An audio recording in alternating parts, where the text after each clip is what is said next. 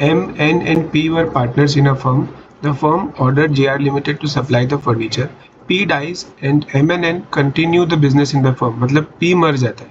The firm did not give any notice about P's death. ठीक है, जहाँ तक डेथ ऑफ अ पार्टनर की बात है तो उसके लिए अपन ने सेक्शन को याद रखने के लिए वर्ड सोचा था हिमालय. स्टोरी क्या बनाई थी कि कोई पर्सन हिमालय की चढ़ाई करने गया और वहाँ पर जाके वो मर जाता है, उसकी डेथ हो जाती है. ठीक है, तो हिमालय के हिसाब से अगर सोचें तो सेक्शन नंबर बन जाता है M से बनेगा 3 और L से बनेगा 5 और ये इंडियन पार्टनरशिप एक्ट 1932 चल रहा है. तो section 35 of Indian partnership act 1932 liability of state of deceased partner वाला सेक्शन आ जाता है. ठीक है, firm did not give any notice about P's death to public और persons dealing with the firm. उस फर्म ने कोई नोटिस नहीं दिया. तो सेक्शन 35 में ये लिखा है कि जब कभी भी कोई पार्टनर की डेथ हो जाती है ना, तो वैसे भी कोई नोटिस की ज़रूरत नहीं होती.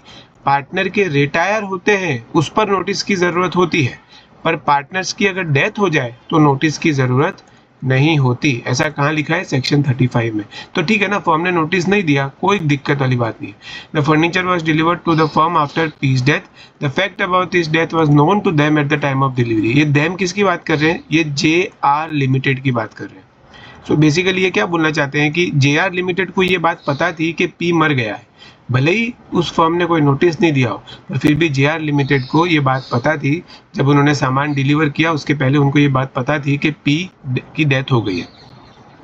Afterward the firm became insolvent and failed to pay the price of the furniture to JR limited. ठीक है, फर्म प्राइस नहीं दे पा रही थी, यानी कि जो पैसा है वो नहीं दे पा रही थी. Explain with reasons whether P's private estate is liable for the price of furniture purchase by the firm. देखो, अगर फर्म पैसा नहीं दे पाती है तो पार्टनर्स की पर्सनल एसेट्स को बेचा जाता है. इसी को बोलते हैं अनलिमिटेड लायबिलिटी. अनलिमिटेड लायबिलिटी का मतलब ये होता है, पार्टनरशिप में हर एक पार्टनर की अनलिमिटेड लायबिलिटी होती है कि अगर फर्म पैसा नहीं दे पाए तो पार्टनर की पर्सनल एसेट भी बेची जाती है. तो यहाँ पर क्वेश्चन क्या पूछा है कि P की तो डेथ हो गई थी, तो क्या P के प्राइवेट एसेट्स को भी बेचा जाएगा? फर्म तो पैसा दे नहीं पा रही है, तो अब जो M फिर N और P है उनके प्राइवेट एसेट्स को बेचकर पैसा निकाला जाएगा. तो क्वेश्चन पूछ रहा है कि क्या P के प्राइवेट एसेट को भी बेचा जाएगा? तो आंसर इसका है कि नो, P के प्राइवेट एसेट को नहीं बेचा जाएगा क्योंकि P की डेथ हो गई है और डेथ के बाद में जो भी बंदा होता है उसकी लायबिलिटी चली जाती है. फर्म की लायबिलिटी के अंदर उसका हिस्सा नहीं रहता. तो ये चीज अपन को मेंशन करनी है. द स्टेट मतलब की प्रॉपर्टी, ठीक है, लैंड, बिल्डिंग, कोई भी टाइप की property of deceased partner, disease मतलब कि जिसकी डेथ हो गई हो, is not liable after his death. एक बार उसकी डेथ हो गई उसके बाद में उसकी प्रॉपर्टी में से कोई पैसा नहीं लिया जा सकता. No notice is required to absolve मतलब कि release liability of deceased partner. Deceased partner की लायबिलिटी को चुकाने के लिए कोई नोटिस की जरूरत नहीं है. मतलब कि वो पार्टनर की डेथ हो गई है, ऐसी भी नोटिस देने की जरूरत नहीं है और उसकी लायबिलिटी उसके स्टेट में से नहीं चुकाई जा सकती. मतलब कि उसकी प्रॉपर्टी को बेचकर कोई भी लायबिलिटी नहीं चुकाई जा सकती. इस चीज की भी नोटिस देने की जरूरत नहीं है. ऐसा कहाँ लिखा है? सेक्शन नंबर 35 में लिखा है. अभी फर्स्ट क्वेश्चन क्या पूछा है? Whether P's private estate is liable. तो बहुत सिंपल बात है, अपने को ये ऊपर की प्रोविजन पढ़ के समझ में आ रही है कि P's estate will not be liable. P की प्राइवेट एस्टेट लायबल नहीं होगी. Whether does it make any difference if JR Limited supplied the furniture to the firm believing that all the three partners are alive? मतलब थोड़ा question उन्होंने change कर दिया. ऐसा पूछ रहे थे जैसे यहाँ पे क्वेश्चन में क्या है कि जब JR Limited ने सामान डिलीवर किया तब उनको P की डेथ के बारे में पता था. ठीक है ना, the furniture was delivered to the firm after P's death. Fact about this death was known मतलब कि JR Limited को ये बात पता थी कि P मर गया है. अभी अगर इस क्वेश्चन में चेंज ये कर दे कि उनको ये बात नहीं पता थी, यानी कि उनकी नजर में P अलाइव था, यानी कि M, N और P तीनों अलाइव हैं.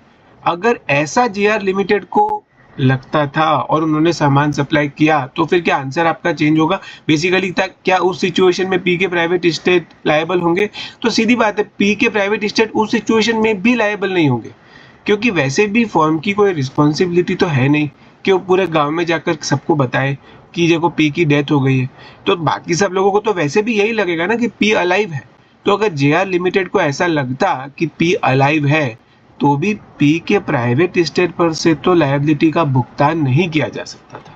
तो सेकेंड आंसर के अंदर भी अपन क्या लिखेंगे, नो डिफरेंस, मतलब कि जो पहला आंसर है ना, P's estate will not be liable, वही सेकेंड आंसर रहेगा, कोई डिफरेंस नहीं होगा।